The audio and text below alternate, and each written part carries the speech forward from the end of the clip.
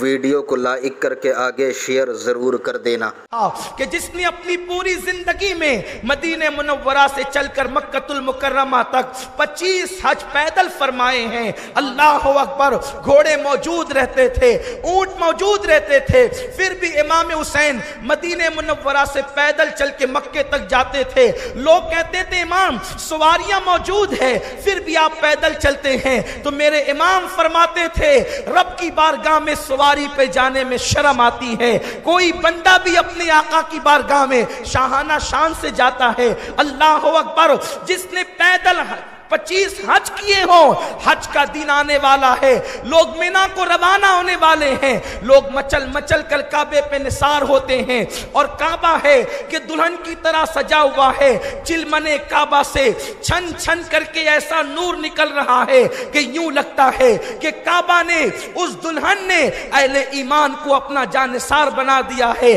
لیکن امام علی مقام کو کوئی اور ہی جلوہ دکھا دیا گیا، جس کی طرف امام علی مقام مکمل طور پر متوجہ ہیں، اور وہ کعبے کے جلوے کی طرف اب نظر نہیں کرتے، وہ حاجیوں کے جلوے کی طرف نظر نہیں کرتے، اس لیے کہ کعبہ بہرحال کعبہ ہے، لیکن یار کے جلووں کی بات ہی جدا ہے۔ جب یار بے نقاب ہوتا ہے تو پھر کہاں کعبے کی رعنائیاں، اور کہاں مینا کے جلوے، اور کہاں عرفات کے جلوے، وہ تو سب یار کی خیرات ہے۔ اللہ اکبر، میرے پیارے آقا علیہ السلام کے پیارے دیوانوں، حاجیوں، حاجی لبیک لبیک کہہ کر کے اللہ اکبر سوئے مینا پڑھ رہے ہیں۔ امام علی مقام کو افسوس بھی ہے کہ میں ایک نفلی حج چھوڑ رہا ہوں، لیکن حسین کا ضمیر کہتا ہے حسین نفلی حج چھوڑ دو، چھوڑنا پڑے تو چھوڑ دو، اس لیے کہ نفل چھوڑا جا سکتا ہے جب فرض سامنے ہوتا ہے۔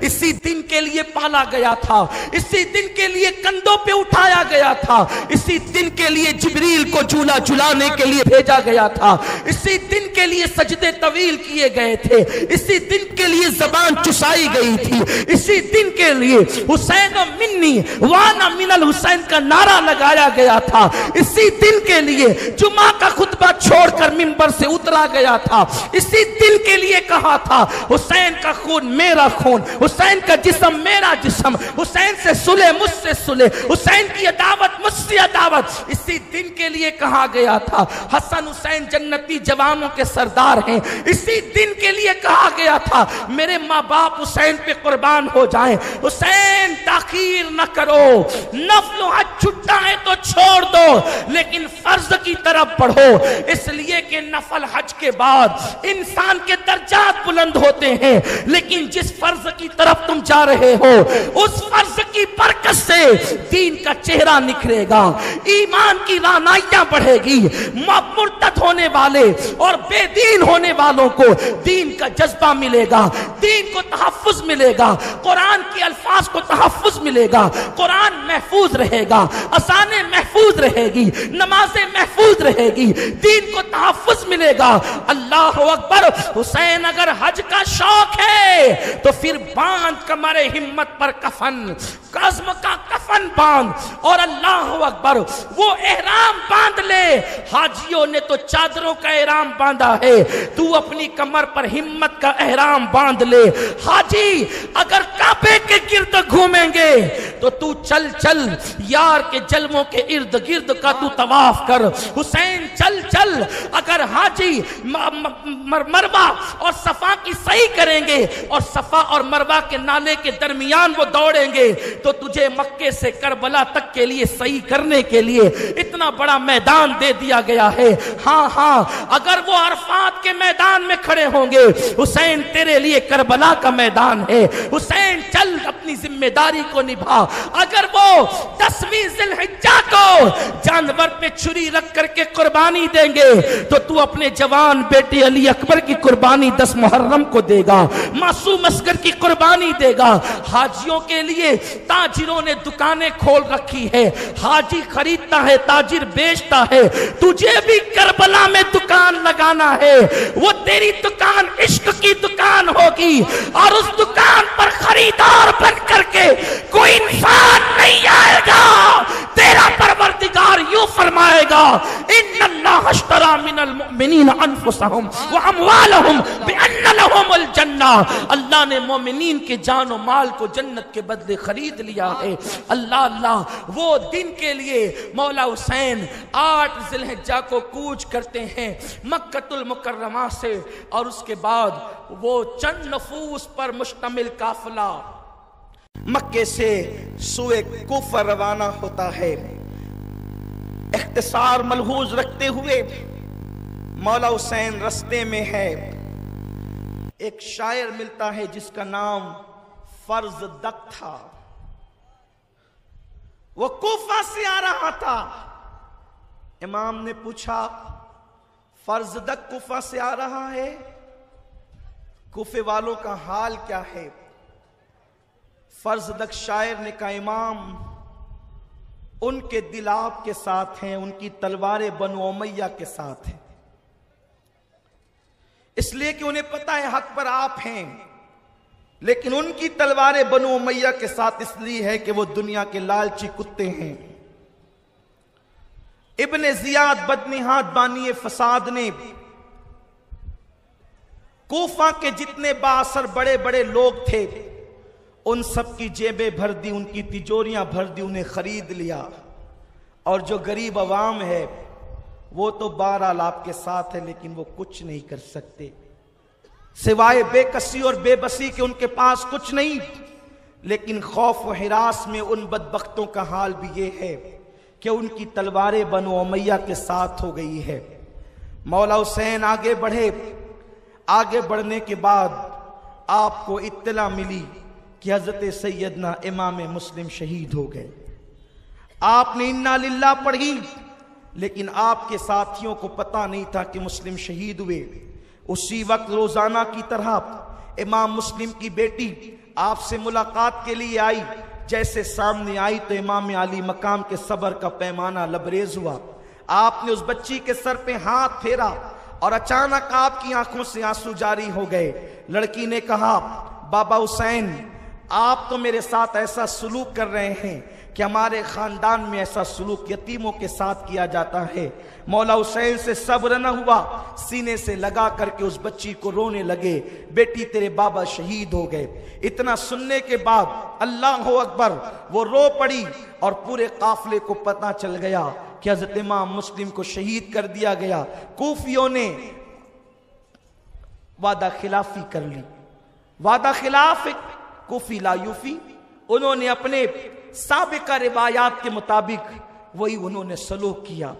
मौला हुसैन ने अपने साथियों से कहा, तुम इस नीयत से चले थे मेरे साथ कि मैं कूफा जाऊंगा, कूफा का दारुल इमारत मेरे हाथ में होगा।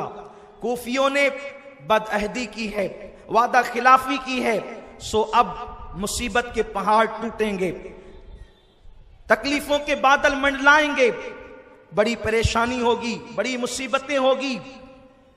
जिसका अंदाजा मैं करता हूं आप नहीं करते, जिसे मैं देख रहा हूं आप नहीं देखते, इसलिए मैं तुम सबसे कहता हूं जो जाना चाहे चला जाए। लेकिन आपको हैरत होगी, कुछ लोग मक्के से साथ हुए थे, उनमें से कुछ लोग वापस लौट गए, लेकिन जो मदीने तैयबा से साथ चले थे उन्होंने कहा, जान देंगे हुसैन लेकिन तुझे छोड़कर नहीं जाएंगे, आपके बाद जीना भी कोई जीना है, हम ऐसा नहीं करेंगे। और आगे बढ़े। हजरत इमाम अर्श मकाम इमाम हुसैन अला जद्दी वाली सलाम ने हजरत कैस को कूफा की सरजमीन पर खत लेकर के भेजा। हालात कि तुम लोगों ने बुलाया, बेवफा हो गए, और अब तुम्हारा इरादा क्या है, अब कहो तो मैं वापस चला जाऊं। वो खत इब्ने जियाद के हाथ में पहुंचा, इसलिए कि कादसिया में ही जनाब कैस को पकड़ लिया गया था। और जब हजरत कैस को लाया गया, कूफा के दारुल इमारत पे खड़ा किया गया, उसने कहा, इब्ने जियाद ने, कैस अगर अपनी जान की बका चाहता है, जान की हिफाजत चाहता है, तो फिर कूफा के दारुल इमारत पर खड़े होकर हुसैन को और उसके अब्बा को गालियां दे, मैं तुझे इनाम दूंगा, तेरी झोली भर दूंगा। कैस ने कहा, ठीक है। ऊपर चढ़े, इसलिए कि खरीदा सबको नहीं जा सकता, کیونکہ کچھ ایسے لوگ ہوتے ہیں جب کسی سے پیار کرتے ہیں تو پھر جان سے زیادہ پیار کرتے ہیں، اور پھر اہل بیت سے پیار کرتے ہیں تو پھر انداز جدا ہوتا ہے۔ اس لیے کہ مومنوں کی شان یہ ہے کہ وہ رسول اللہ کی گلی کے کتے سے بھی محبت کرتے ہیں۔ جب وہ نبی کے گلی کے کتے سے پیار کرتے ہیں تو پھر وہ نبی کی اولاد سے کتنا پیار کرتے ہوں گے۔ حضرت قیس دارالامارت پر گئے، آپ نے خطبہ پڑھا اور فرمایا لوگو، حسین ابن علی وہ ذات ہے کہ روئے زمین پر اس وقت ان سے افضل کوئی ذات نہیں، اور یہ ابن مرجانہ خبیث ابن زیاد بانی فساد اس نے تمہیں ورغلا رکھا ہے۔ لوگوں آنکھیں کھولو، تم نے خطوط بھیجے، تم نے ابن رسول کو بلایا، تم نے دعوت دی، مہمان بنایا، اور تم کیا کر رہے ہو؟ جب یہ باتیں آپ نے کہنی شروع کی وہ غصے میں آ گیا اور جلاد کو کہا کہ اس کے ٹکڑے کر دے، اور جلاد آیا اور حضرت قیس کو اس نے شہید کر دیا۔ حضرت قیس امام علی مقام اور ان کے نانا پہ درود و سلام پڑھتے ہوئے انہوں نے جام شہادت نوش فرمایا۔ اس طریقے سے معرکہ کربلا کا یہ جو ہے چوتھا شہید تھا۔ پہلا شہید حضرت امام مسلم، دوسرے تیسرے شہید محمد ابراہیم، اور یہ چوتھا شہید اللہ اکبر۔ اور بھی لوگ اس درمیان میں شہید ہوئے، لیکن چونکہ یہ قافلہ حسینی کے لوگ تھے اس لیے ان کو کربلا کے شہیدوں میں شمار کیا جاتا ہے۔ میرے پیارے آقا صلی اللہ علیہ وسلم کے پیارے دیوانوں، امام عرش مقام کو 4 لوگ کوفہ سے آ کر کے ملے۔ آپ نے ان سے پوچھا کیا حال ہے؟ ان لوگوں نے کہا امام وہاں تو اتنا بڑا لشکر تیار ہے آپ کے خلاف کہ اگر ہم نے اپنی زندگی میں اس سے بڑا کوئی لشکر نہیں دیکھا، آپ کے ساتھ اتنے کم لوگ ہیں، آپ واپسی کا ارادہ فرما لیں، یا آپ ایک کام کریں کہ آپ کو فلاں فلاں حکومت کے کارندے مدد کرنے کے لیے تیار ہے۔ امام نے فرمایا نہیں، مجھے کسی کی مدد کی ضرورت نہیں ہے۔ یہاں میں ایک خاص بات عرض کر دینا چاہتا ہوں کہ یہ جو واقعات ہو رہے تھے، یہ چونکہ وہ دور اتنا سست رفتار تھا کہ خط پہنچانے کے لیے مہینہ بھر 15 دن کا عرصہ لگتا تھا، بلکہ کوفہ سے کربلا کا فاصلہ کوئی بہت زیادہ نہیں ہے۔ آج کے اس دور میں اگر کوفہ سے 1 گھنٹہ بس چلائی جائے، 1 سے 1.5 گھنٹہ، تو آدمی کربلا پہنچ جاتا ہے۔ کربلا میں کیا ہوا امام کے ساتھ یہ کوفے والی عوام کو پتہ نہ چلا۔ کربلا میں امام کے ساتھ جو ہوا، یہ جو جتنے دن تک کے یہ سب سپاہیوں کو اور افسروں کو پتا تھا، عوام کو پتا نہیں چلا۔ مجھے حیرت ہے جب 1 گھنٹے کا فاصلہ اگر اس کو زیادہ سے زیادہ آپ گنے تو پیدل چل کر کے وہ 1 دن کا فاصلہ ہے یا 1.5 دن کا فاصلہ ہے، تو ان لوگوں کو پتا نہیں چلا کہ کوفہ والوں کو کہ کربلا میں کیا ہو رہا ہے۔ اللہ اکبر! تو ہندوستان والوں کو کب پتا چل گیا کہ کربلا میں امام حسین ہے؟ کب پتا چل گیا؟ یہ پلید دشمنان اہل بیت اس طریقے کی بات آج پیش کر رہے ہیں کہ فلاں تاریخ میں لکھا ہے جی کہ فلاں مشرکین اتنے کربلا میں امام حسین کے ساتھ گئے۔ ہم نے کہا پلید نظر کر، تاریخ پر ایمان نہیں لایا جاتا۔ ہم تاریخ پر ایمان نہیں لائے، ہم حدیثوں پر ایمان لائے ہیں، اور ہمارا ایمان ہے حسین پر جنہوں نے جان دی ہے وہ سب کے سب جنتی ہے، کوئی مشرک کبھی جنتی ہو نہیں سکتا۔ اور حسین اس عظیم ذات کا نام ہے، ارے جس کی اولاد کی اولاد کی اولاد کی اولاد اگر کوئی اس کے کپڑے دھل دے تو میرے نبی خواب میں آ کر اسے ایمان کی دولت عطا کرتے ہیں۔ حسین کا کوئی ساڑو ہو کر کے مشرک رہے، یہ مولا حسین کی عزت، غیرت اور ان کے خون کی تاثیر کی عظمت کے خلاف ہے۔ لوگوں بولنے سے پہلے تولو اور اس طریقے کی واہیات باتیں نہ کرو۔ لوگوں اپنے ایمان کی حفاظت کرو۔ کل تمہیں امام حسین کو بھی منہ دکھانا ہے، کل تمہیں سیدہ زہرا کو بھی منہ دکھانا ہے، اس لیے اخبار کے حوالوں پر کتابیں نہیں لکھی جاتی، اخبار تو کہتے ہی اسے ہیں کہ جس میں امکان صدق و کذب ہوتا ہے، جو سچا نہیں اسی کو اخبار کہتے ہیں۔ اس لیے اس طریقے کے آج فتنوں کا دور ہے، کسی فتنے کی طرف توجہ نہ کریں، ہم اپنے بزرگوں کے نقش قدم پر چلیں۔ تو عرض یہ کر رہا تھا، مولا حسین کو اطلاع دی گئی کہ وہاں تو بہت بڑا لشکر تیار ہو رہا ہے، لیکن لشکر کو لوگوں کو یہ نہیں بتایا گیا کہ یہ لشکر جائے گا کہاں۔ اللہ اکبر۔ مولا حسین نے پھر فرمایا ایک کام کرتے ہیں کہ ہم لوگ کوئی دوسرے راستے سے کہیں چلتے ہیں۔ حضرت امام مسلم کے بیٹوں نے، ان کے بھائیوں نے کہا مسلم کی شہادت کے بعد ہم زندہ نہیں رہنا چاہتے، یا تو ہم بدلہ لیں گے یا تو ہم بھی شہید ہو جائیں گے۔ مولا حسین نے فرمایا پھر تقدیر کی طرف بڑھو، تدبیر ناکام ہے، تقدیر کی طرف بڑھو۔ المختصر یہ کہ وہ قافلہ بڑھتا گیا، سامنے سے دیکھا 1000 کا لشکر لے کر حر آ رہا ہے، دو پیر چلچلاتی ہے۔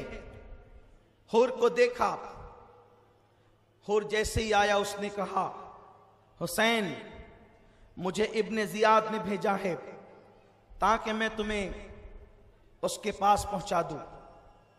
آپ نے فرمایا حر باتیں بعد میں ہوگی، یہ بتا تیرے گھوڑے زبان باہر کیوں نکالتے، ہلتے کیوں ہے؟ کہا کہ مولا چونکہ اس نے ہمیں کہا تھا کہ جلدی جانا اور حسین کو پکڑ لینا، تو ہم اس کے حکم پر عمل کرنے کے لیے کہیں رکے نہیں، بہت تیز تیز آئے ہیں کوفہ سے یہاں تک، تو ہمارے گھوڑوں نے پانی نہیں پیا، میری فوج نے پانی نہیں پیا۔ میرے امام نے فرمایا باتیں بعد میں ہوگی حر، پہلے تیرے گھوڑوں کو اور تیری عوام کو پانی پلا لے۔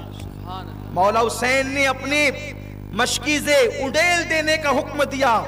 یہ آل محمد کا کردار ہے، نبی کی اہل بیت کی شان یہ ہے جو پانی بند کرنے والے ہیں انہیں پانی پلایا جا رہا ہے، جو مارنے والے ہیں انہیں زندگی دی جا رہی ہے۔ اسی لیے تو حضرت پیر مہر علی شاہ گولڑوی رحمت اللہ علیہ سے کسی نے پوچھا سید کیسا ہوتا ہے، تو فرمایا کہ وہ تو ماں کی طرح ہوتا ہے، جیسے ماں کو وفادار اور فرما بردار دونوں سے پیار ہوتا ہے، اسی طرح سید کو دوست اور دشمن سب پر شفقتوں کا انداز ہوتا ہے۔ وہ اللہ اکبر سید کرب و بلا، سید کربلا، اللہ اللہ، وہ اپنا پانی دیتے ہیں، وہ گھوڑوں کو پلا، اونٹوں کو پلا، حر تو بھی تیرے ساتھیوں کو پلا۔ اس کے بعد کا بول کیا بات ہے؟ حر نے کہا آقا حسین میں تمہیں یزید ابن زیاد کے پاس لے جانے کے لیے آیا ہوں۔